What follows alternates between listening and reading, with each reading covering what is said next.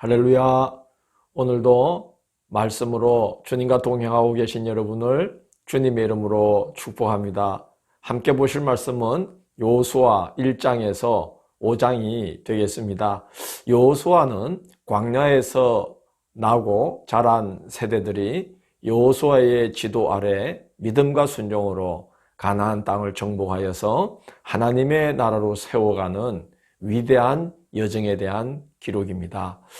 먼저 1장에서 5장은 요단강을 건너서 가나안 본토로 진입한 이스라엘이 여리고 성을 정복하기 직전까지의 여정이 기록되어 있습니다. 그 내용을 정리하면 다음과 같습니다. 먼저 하나님께서 여호수아에게 두 가지 사실을 말씀하시는데요. 첫째는 너희 발바닥으로 밟는 곳을 모두 너희에게 줄 것이다 라고 약속하시는 말씀으로 시작합니다. 모세에게 그렇게 하겠다고 약속하셨고, 또 하나님께서는 여호수아에게 말씀하시기를 내가 모세와 함께 했듯이 너와도 함께 할 것이다. 그렇기 때문에 너희들이 발로 밟는 모든 땅을 너희가 차지하도록 내가 도울 것이다 라고 약속합니다.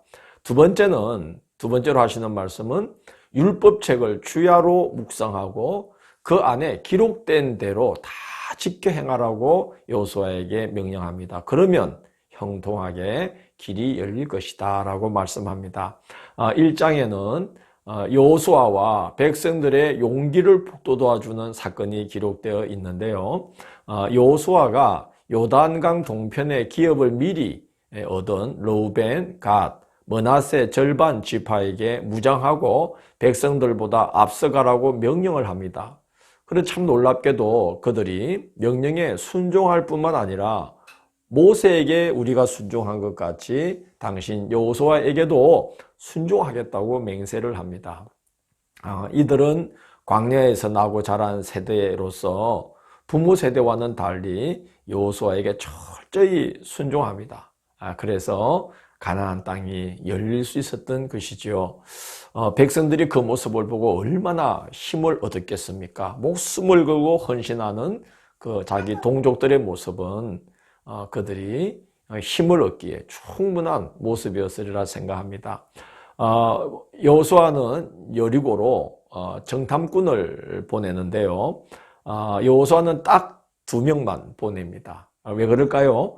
가데스 바네아라는 곳에서 모세가 12명의 정탐꾼을 보냈는데 그중 10명이 믿음 없는 보고를 하는 바람에 가나안 땅을 바로 눈앞에 두고서 38년이나 광야를 헤매게 되는 그 가슴 아픈 경험을 여호수아는 했거든요.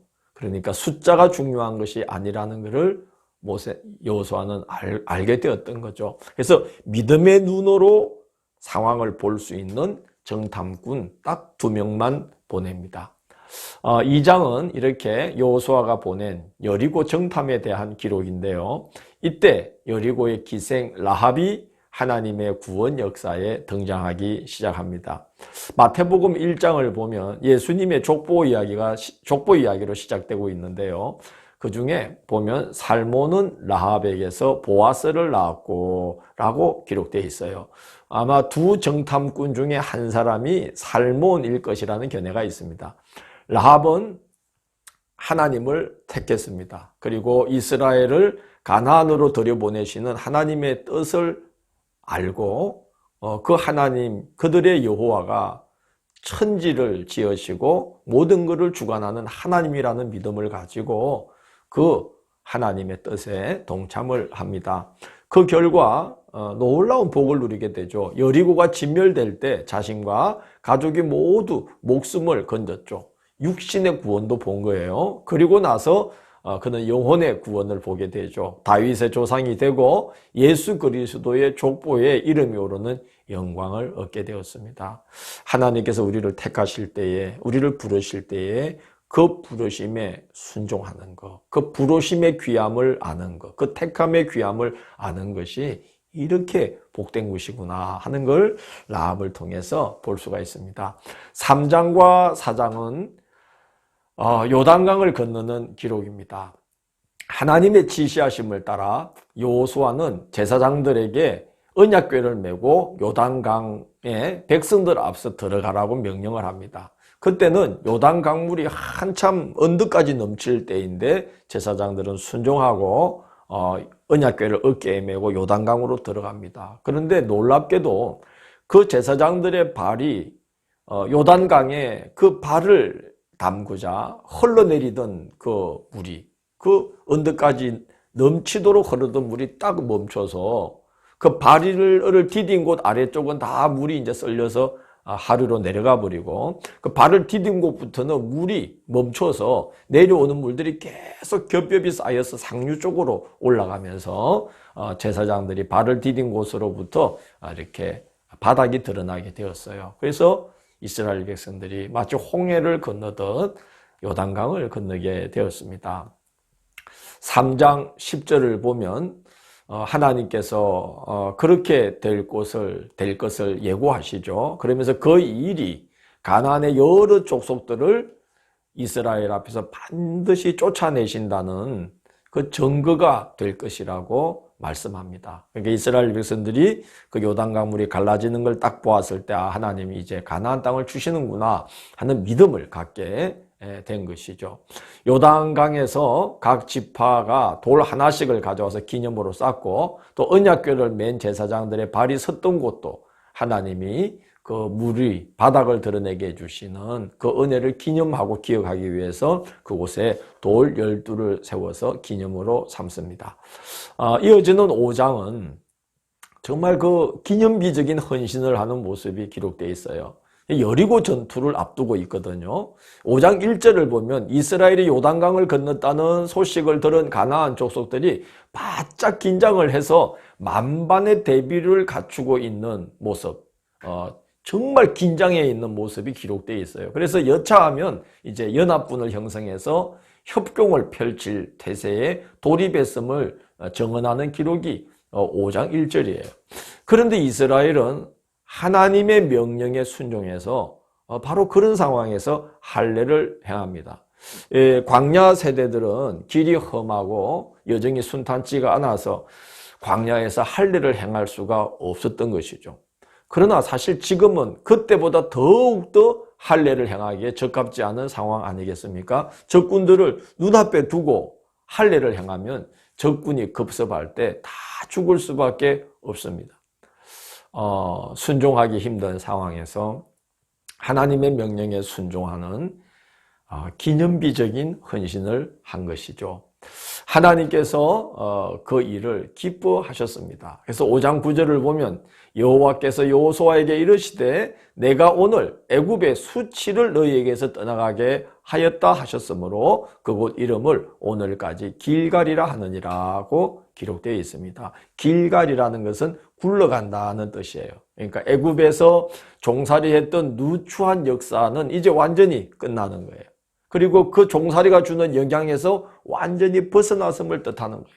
새 역사가 시작된다는 것을 하나님께서 알려주시는 거예요. 그런 다음에 이스라엘 백성들은 가나안 땅에서 첫 유월절을 지킵니다.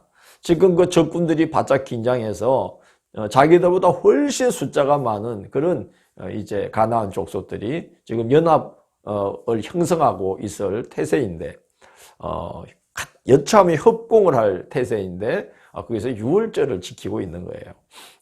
하나님께서 그 믿음과 순종을 기념비적인 헌신으로 여겨주셔서 이스라엘이 여리고 가까이에 이르자 여호와의 군대가 그들을 앞서가고 계신 모습을 여호수아에게 보여줍니다. 여호와의 군대 대장이 앞서가고 있는 것을 여호수아에게 보여주시죠.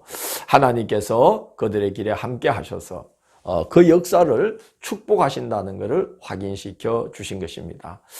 믿음으로 순종하는 것이 하나님께서 기뻐하시는 헌신이다 하는 것을 우리가 보게 됩니다. 그리고 순종할 때에 하나님이 기뻐하셔서 형통한 길을 열어주시는 거죠. 범사에 그분의 뜻을 찾고 그분의 뜻에 순종하는 우리의 남은 나날들이 되기를 원합니다. 내일 3월 10일 수요일은 여호수아 6장에서 9장을 범사에 하나님을 의지하라는 제목으로 살펴보도록 하겠습니다. 오늘도 함께 해주셔서 감사합니다. 기도하겠습니다. 주님, 저희들도 이 여호수아와 함께한 백성들처럼 우리가 하나님 앞에 순종하고 또 주님이 명령하실 때 믿음으로 발을 내딛는 그런 헌신의 사람들이 되도록 인도하여 주옵소서. 그래서 주님께서 기뻐하시고 주님께서 받아주실 만한 그런 헌신의 삶이 이어지는 이 한 해가 되게 인도하시고, 그래서 하나님께서 우리를 기뻐하사 크고 엄밀하고 복되신 일들을 우리 앞에 나타내어 주시는 귀한 한 해가 되도록 인도하여 주옵소서. 예수님 이름으로 기도드립니다. 아멘.